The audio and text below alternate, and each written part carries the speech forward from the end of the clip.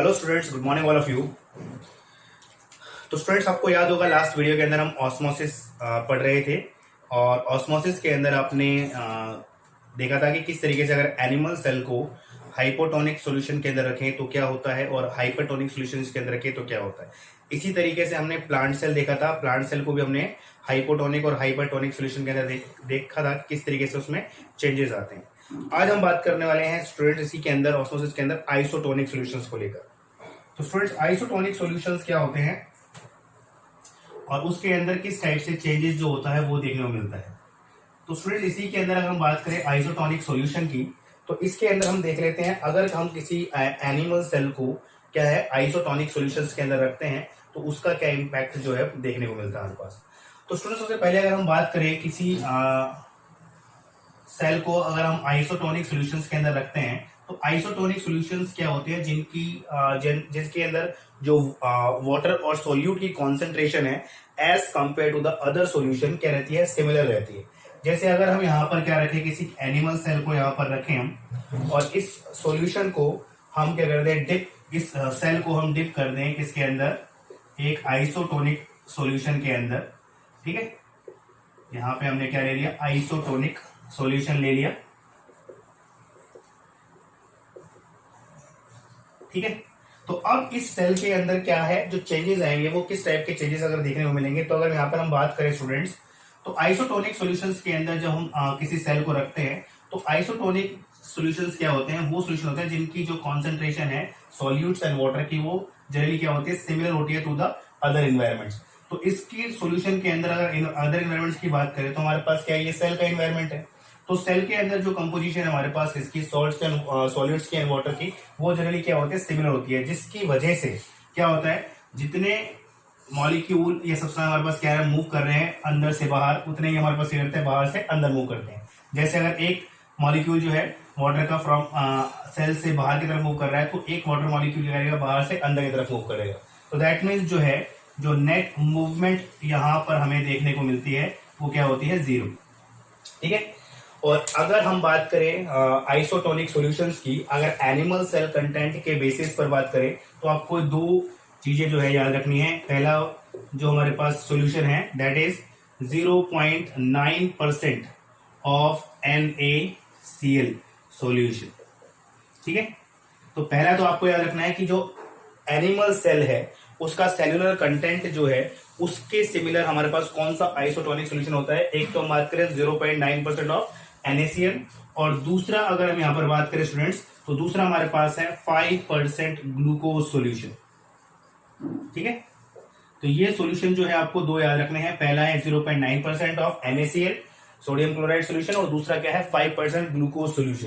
तो ये जो दोनों सॉल्यूशन है अगर हम इनकी बात करें तो ये दोनों सॉल्यूशन जो है एनिमल सेल्स के क्या होता है, सेलुलर कंटेंट जो होता है उसके क्या होते हैं, सिमिलर माने जाते हैं। तो दैट मीन्स इसका मतलब क्या है, इसका मतलब ये है कि अगर आप क्या करते हो एक सेल को, एक एनिमल सेल को, ठीक है, आप एनिमल सेल को अगर आप क्या करते हो,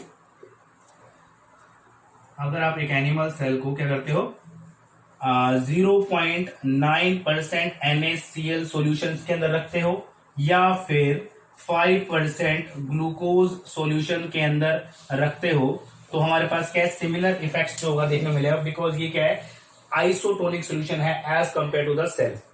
ठीक है, तो एनिमल सेल से कंपैरिजन में सॉल्यूशन जो होता है ये आइसोटोनिक होता है। ठीक है, तो इस तरीके से क्या होता है, आपको ये दो चीजें क्या है याद रखनी है। ठीक है स्टूडेंट्स, तो ये हमारे पास क्या था, आइसोटोनिक। इससे पहले हमने बात किया था अगर सेल को आप हाइपोटोनिक में रखते हैं तब क्या क्या चेंजेस आएंगे, अगर आप उसको हाइपरटोनिक में रखते हैं तब क्या चेंजेस आएंगे। और तीसरा आपसे पूछ सकते हैं अगर एक एनिमल सेल को, ठीक है, अगर आप पूछ सकते हैं आइसोटोनिक सॉल्यूशन रखेंगे तो क्या होगा, या फिर पूछ सकते हैं 0.9% ऑफ NaCl सॉल्यूशन के अंदर रखेंगे तब क्या होगा, और अगर 5% सॉल्यूशन ग्लूकोज सॉल्यूशन के अंदर रखते हैं तब क्या होगा। ठीक है, और आपसे उसके अकॉर्डिंग पूछ सकते हैं, इसके अंदर चेंजेस भी कर सकते हैं। वो 0.9 की जहां पर आपको जो नंबर्स हैं वो चेंज कर सकते हैं, ऊपर और नीचे नंबर जो है वो चेंज कर सकते हैं। तो उनके अकॉर्डिंग आपको याद रखना है कि वो कब ज्यादा करेंगे तो क्या हो जाएगा, हाइपरटोनिक हो जाएंगे। ठीक है, कम करेंगे तो क्या हो जाएगा, हाइपोटोनिक हो जाएंगे। तो इस तरीके से आपको क्या रखना है, उसको जो रेशियो है वो नंबर जो है वो क्या रखने हैं, आपको याद रखने हैं। ठीक है स्टूडेंट्स, अब अगर स्टूडेंट इसके साथ साथ अगर हम ऑस्मोसिस की एप्लीकेशंस की बात करें तो कहां कहां पे एप्लीकेबल होती है ये, उसकी बात करें तो हमारे पास क्या है, सर्टेन एप्लीकेशंस हैं। जैसे अगर मैं पहली बात करूं इसके अंदर, एक आपने स्टूडेंट सुना होगा movement of leaves in case of mimosa pudica. तो ये स्टूडेंट एक क्या है, प्लांट का नेम है माइमोसा पुडिका। इसको मैं कॉमन नेम अगर सिंपली बात करूं तो छुई मुई का पौधा जो आपने देखा होगा, ठीक है, टच मी नॉट प्लांट। तो उस प्लांट के अंदर क्या करते हैं, उसको टच करते हैं। तो टच करने की वजह से क्या होते हैं, वहां पे सर्टेन ऑस्मोलैरिटीज के अंदर क्या होता है, वहां पे चेंज होता है, ऑस्मोटिक चेंज देखने को मिलता है, जिसकी वजह से लीव्स जो होती है क्या होती है, ड्रूप आउट हो जाती है, drupe in and drupe out हो जाती है ड्यू टू द जो चेंजेस होता है उनके अंदर, ऑस्मोटिक जो चेंजेस अक्कर होते हैं उनके अकॉर्डिंग क्या होता है, उनके सर्टेन चेंजेस को होते हैं। तो वहां पर क्या होती है, ऑस्मोसिस जो होती है एप्लीकेबल होती है। दूसरा अगर हम बात करें स्टूडेंट्स के अंदर, opening and closing of stomata. दूसरा हमारे पास क्या हो गया, इस केस के अंदर जो ओपनिंग होती है स्टोमेटा की, ठीक है, जिसके दौरान क्या होता है, गैसेस एक्सचेंज होता है, ठीक है, या क्लोजिंग जो होती है, ठीक है, ये भी क्या है हमारे पास इसके अंदर एप्लीकेबल होती है, ऑस्मोसिस वर्क करता है इसके अंदर।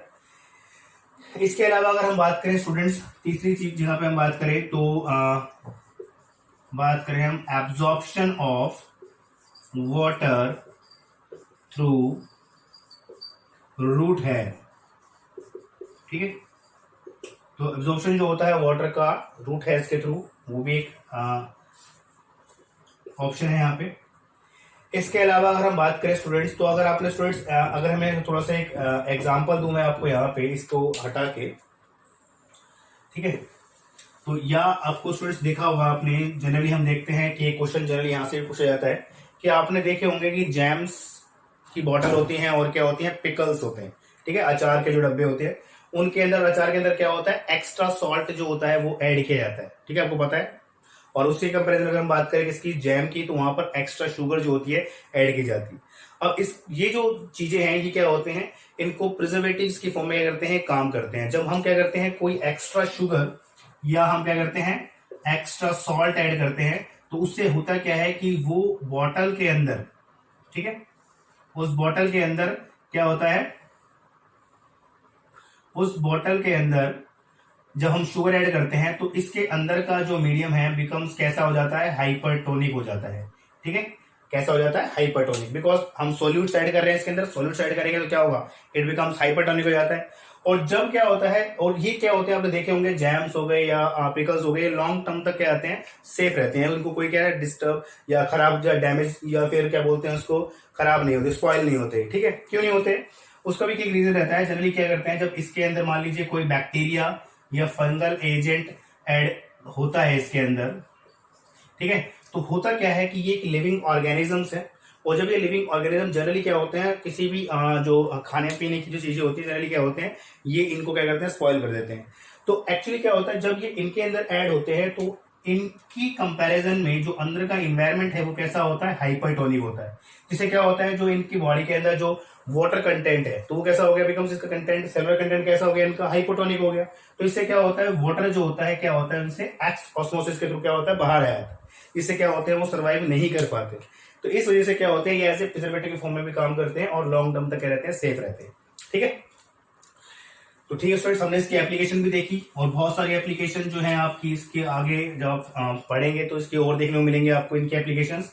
तो ऑस्मोसिस वाला टॉपिक जो है हमारे पास स्टूडेंट्स यहाँ पर क्या हो गया, हमारे पास कंप्लीट हो गया, ठीक है। तो स्टूडेंट्स इस सारी चीजों को, ऑस्मोसिस के अंदर काफी चीजें मैंने आपको बताई थी आपको ऑस्मोसिस क्या होती है, ठीक है। इसके बाद अगर हम बात करें इसके टाइप्स, एक्सऑस्मोसिस, एंडोस्मोसिस, फिर जो इंपॉर्टेंट क्वेश्चन बनते हैं, मैंने आपको बताया था कि जब आप एक सेल को क्या रखोगे, आप हाइपरटोनिक या हाइपोटोनिक में रखेंगे तो ऐसे क्वेश्चन बहुत सारे बनते हैं। तो उसके अंदर क्या क्या चेंज होंगे ये आपको अच्छे से याद रखना है। फिर दूसरा आपको प्लाज्मोलाइसिस, डीप्लाज्मोलाइसिस क्या होती है वो अच्छे से इंपॉर्टेंट है, वो उसके अंदर याद रखनी है आपको, ठीक है। ठीक है स्टूडेंट, अभी के लिए इतना ही, थैंक यू सो मच।